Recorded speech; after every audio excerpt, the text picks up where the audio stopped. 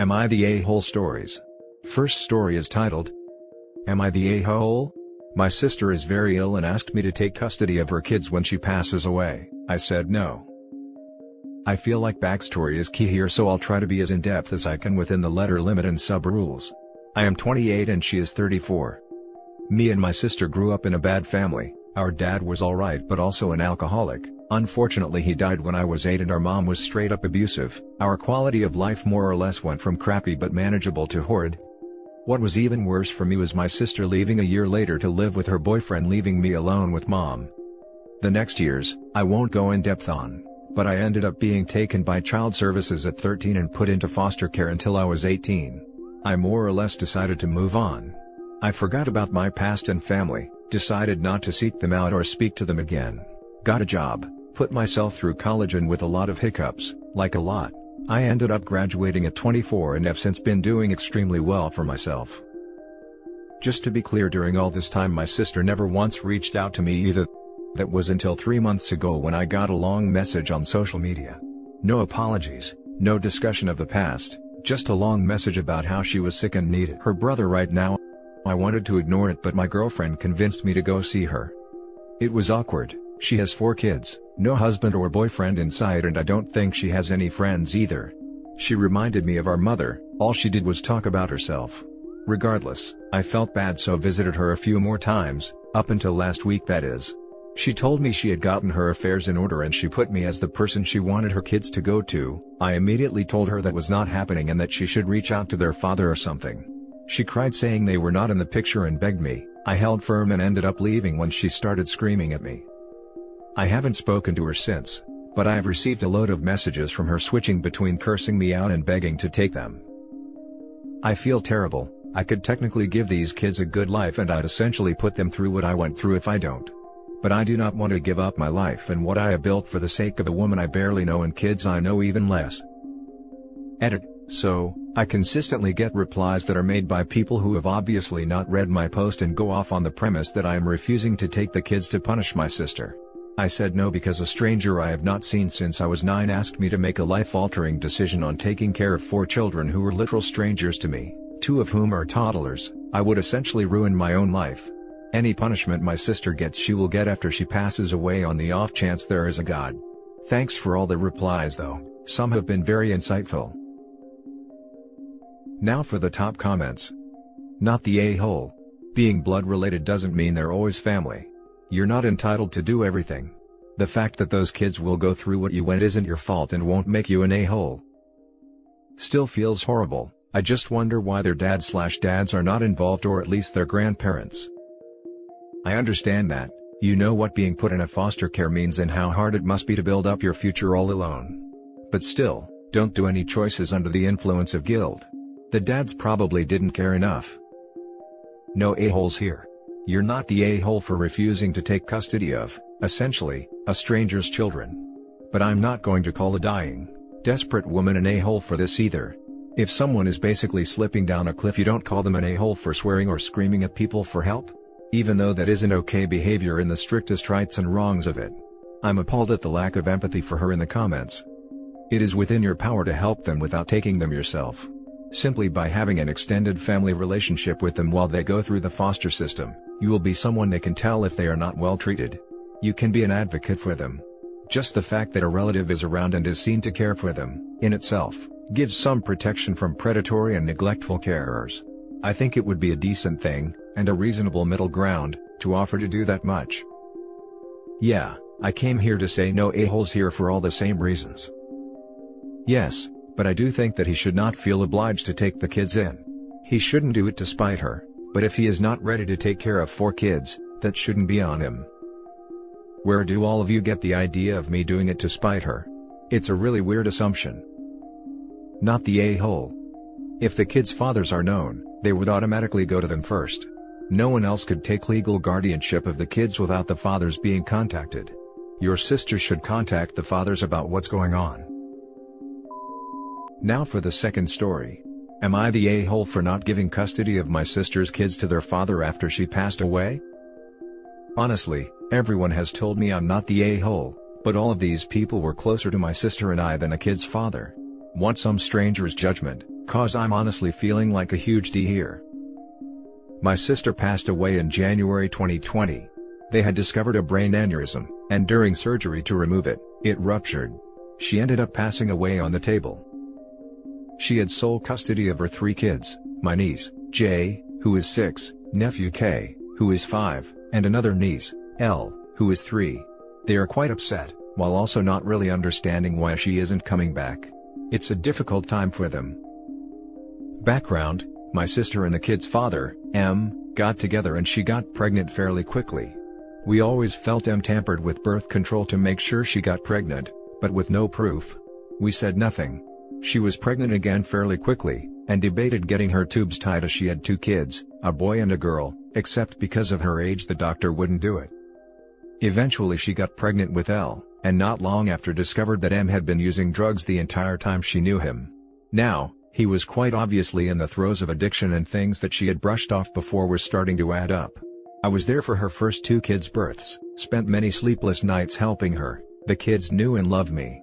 When she discovered the drug use, she cut ties, moved in with me, and took all her evidence and got full custody of all 3 children, giving M supervised visitation. He never showed up to the court date. My sister moved out when L was 8 months old. I continued to visit her at least 3 times a week. M heard of my sister's passing, and made a half-assed attempt to reach out. Apparently, he has gone to rehab, gotten clean, has a job, and is living in a 2-bedroom apartment. According to M, he and my sister had a verbal agreement that in the event she passed away, if he was stable, he would get custody of the kids. It's believable. My sister was never one to refuse a relationship with him. He has seen them more often recently. My sister had a will. The will states that I get custody of the children, so that's what I went with. Currently, I have full custody of the kids. They're doing a bit better, but they're still kids that miss their mom. I gave him the option of having supervised visitation until he was clean for 2 years and held down his job for a year, then it could move to unsupervised and overnights. I'm trying to be amicable in this process. He hasn't been as happy but is willing to try and move past the anger and disappointment for his kids, but he's pretty pissed about it still. So, was I in the wrong here? Should I have considered it, and not fought as hard when he contested the will? Edit: I legally have sole custody of the kids. I went through the process with my sister's lawyer, who was responsible for her estate, and helped me figure everything out while I was in the throes of the biggest loss in my life. Now for the top judgment and comments. Not the a-hole. If he was doing his visits he would have known of this passing sooner and would have tried to go through courts. I don't trust him, but I think supervised visits should still be a thing.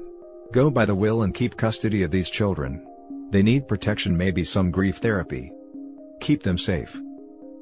He can absolutely still go to court to get custody of his children. Unless he has proven himself to be unfit by the court, it is likely he could get custody of his biological children. Kids aren't property that you can just give to whomever upon your passing. Not the a-hole. Follow the will.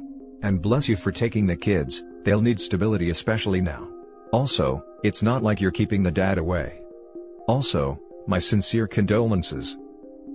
I just want to do what my sister would have wanted for them. Not the a-hole. Your boundaries for visitation are completely reasonable and you're well within your rights as guardian. I'm sorry for your loss. Now for the last story. Am I the a-hole for not uprooting my life and taking in my brother's kids? I, 29 male, and my brother, 24, had never gotten along. Not gonna lie, still hold a grudge for the collector's limited edition Pokémon Monopoly set from the 90s he ate as a toddler. Well, I was unfortunately given the news that my brother had passed with his wife. They had gone out for a date night and was sideswiped by another drunk driver. Their children were with his father and stepmother. Well, unbeknownst to me, I was offered up as a guardian option. I'm the big showbiz guy who moved to Hollywood and works at blank studios. I'm a security guard and I worked there a few times as a temp job for a co-worker. His parents can't take them because they don't make enough to support 4 kids. And our mom most definitely can't afford to take care of herself, let alone children again. That leaves me and my sisters. Seeing as one is a first-time mother and the other is a hermit, all eyes are focused on me. Only problem now is that I live 2,300 miles away in LA where they are in southern Louisiana. So, in my mother's lifelong quest to get me home, she is not telling me I need to come take in my brother's kids so they aren't forced into the system. Here are my points that are not being heard by my mother and other family members who have now rallied together to guilt trip me. 1. I haven't spoke or seen my brother in over a decade. I was 17 at Christmas when we last spoke. 2. I do not know these kids. I've never met them, I don't know their names. Basically, I'm a stranger to them and vice versa, and therefore don't want some random kids in my house. I have enough time watching after my 2-year-old goddaughter who loves trying to play with my PS4 games. 3. They want me there and not for them to come here, as to not ruin their school lives and so they can see their grandparents. Mind you, his father and stepmother hate me. And lastly, apparently my sister-in-law was allergic to dogs, and so are her kids. So therefore, my 6-year-old German Shep/Rot mix would have to be rehomed. And I'll be damned if that happens. And I know this is probably just another thing my mother can use against me to guilt me to coming home. First being my grandmother age and health, and now my brother kids. But with all the calls, texts, and FB posts, I'm starting to actually feel bad, like I hate to see any kid go in the system if it can be helped. But like, what am I to do? Am I the a-hole? Now for the top comments. Not the a-hole. There are Social Security survivor benefits and resources for people who can afford to raise children they are becoming guardians of. Claiming financial hardship to pass the responsibility is disingenuous. People make whole livings out of being a foster family, and that is possible in cases where family members take in children of deceased or otherwise unavailable parents. My cousin was a foster parent to her own grandchild when her son and his girlfriend were deemed unfit to take the baby home from the hospital. The extra layer of freaking stupid in that situation is the girlfriend was barred from living with minor children, but my cousin's son still was eligible to keep custody of the older child. So, he moved in with his mom and baby with the older kid while his girlfriend stayed in their apartment. My point in saying all this is that your family needs to pursue resources available through their municipal/county/state agencies. Foster care wants to place children with relatives, so it might be hectic and procedural. They will guide them through the process. Don't take the bait to come home and solve all the problems. Oh my god.